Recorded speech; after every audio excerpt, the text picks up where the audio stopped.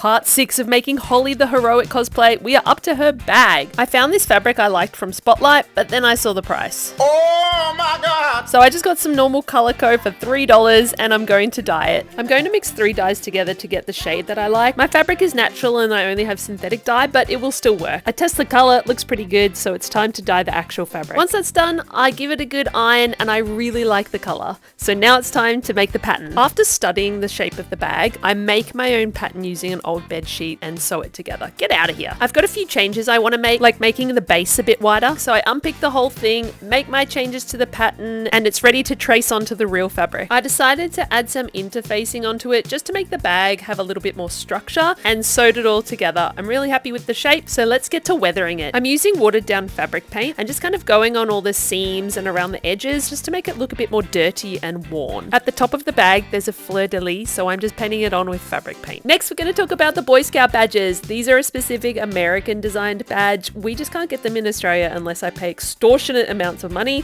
So these are the closest ones I could find, and I'm going to dye them green so they match the show's colors a little bit better. Here they are. I think the colors have turned out perfect. Not sure if I'm going to use them all, but we'll see. I will use this red one for the side, and I weathered it so it matched the vibe of the bag. Here it is sewed on, and I used the little compass in replacement of the little bird. I attached the closure, and I also made a lining for the bag off camera. And the last thing to do was make some straps and attach the Boy Scout badges onto that. Now it's time for the reveal. I'm extremely happy with how this came out. I think it looks really nice and worn, and I'm so excited that the Boy Scout badges actually look pretty decent. I know they're not exactly the same as the show, but I did my best with what I could find in Australia, and I'm just so grateful that this cosplay has a bag. Yes, I don't have to make like secret pockets for my stuff.